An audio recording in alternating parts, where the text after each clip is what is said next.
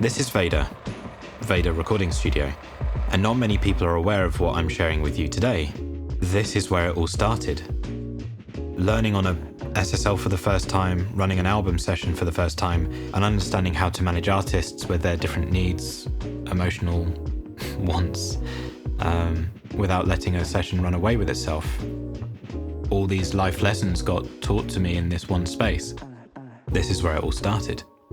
And this is where I'm going to start things all over again. It's been about 4, 5, 6 years since I was last at Vada.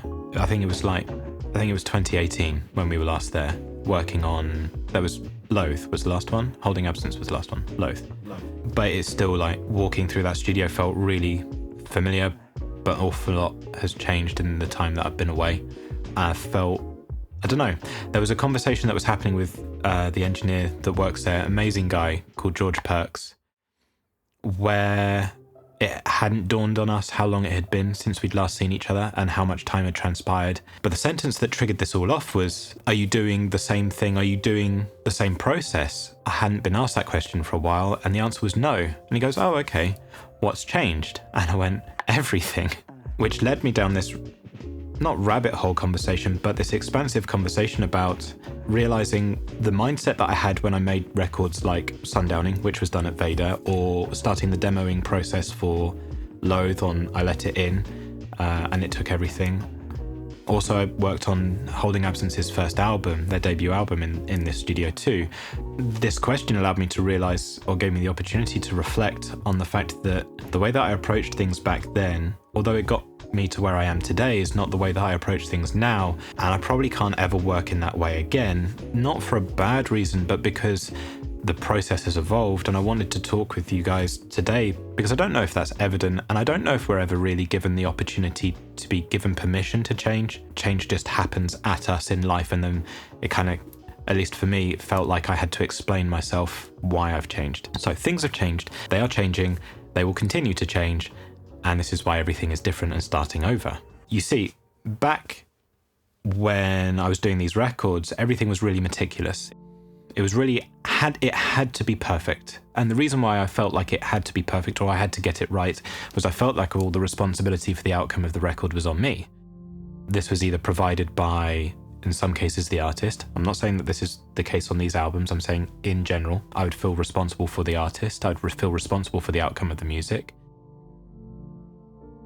And this would also be things that I'd picked up or interpreted from conversations I'd had with different managers or different labels. Because more often than not, in our world, when we are establishing ourselves and trying to make a name for ourselves, you get one opportunity per project to prove yourself. And that applies quite a lot of stress. The compromise there on my behalf is, because I felt like everything had to be perfect, the way that I would interact with the artists or the bands would be not perfect. There's quite a lot of responsibility on my behalf for the way that I would communicate or not communicate, and I could come across quite cold back then. And actually now, the difference being, or one of the differences being, is that everything is very it's 180'd. It's very trying to make sure that the needs of the artist are being met whilst the song is being served as much as it can be, making it so that if a difficult conversation needs to be had, that is made available rather than not being spoken about, which I don't know whether or not that happened, but I also know that I did not actively always make that available because I assumed that someone would just come to me if they didn't like something. And that's what it's what I'm moving towards now and trying to encourage and trying to put forward, which is this experience first thing, where if the band love the process of making it, if the band love the song, the outcome should improve exponentially beyond anything that I can do in a computer or with a piece of outboard.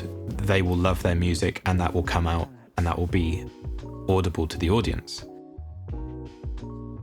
I hadn't thought about it because there was this transitional period over the last 4 or 5 years where I was not sure if I was in love with making music anymore as a result of it being meticulous.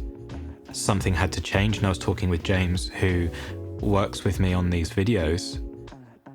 We've spoken about this a lot over the last couple of years, that I was aware something needed to change in order to reinvigorate the enjoyment, not just for myself, but for the people that I worked with. The reason why I think this is poignant is because of how we are shown other people's success on social media. What we get shown isn't always everything that happens when someone is creating. We get shown the highlights. It's not an accurate representation of how something is made. And if social media didn't exist, how would we then go and make things? I don't think we'd make things in the way that we are being told we should be making things now. It's along those lines.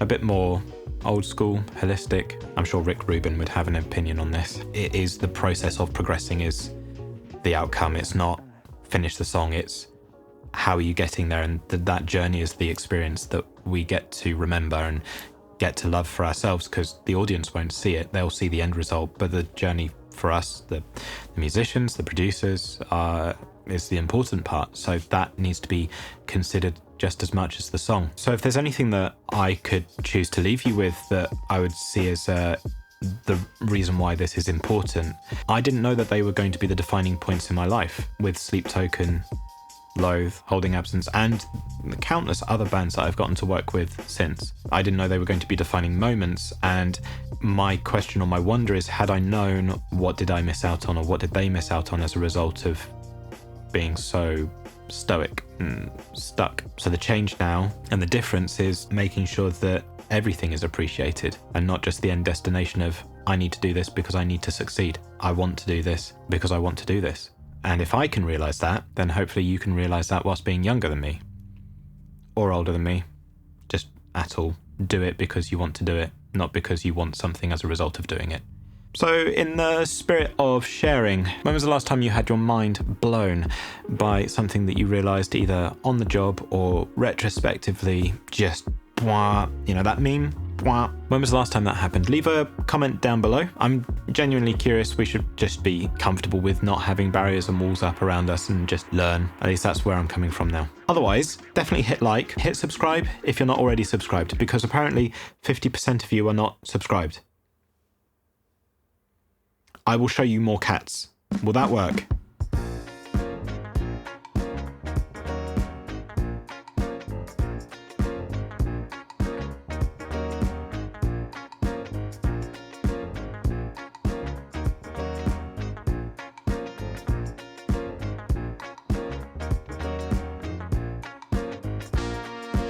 Yeah.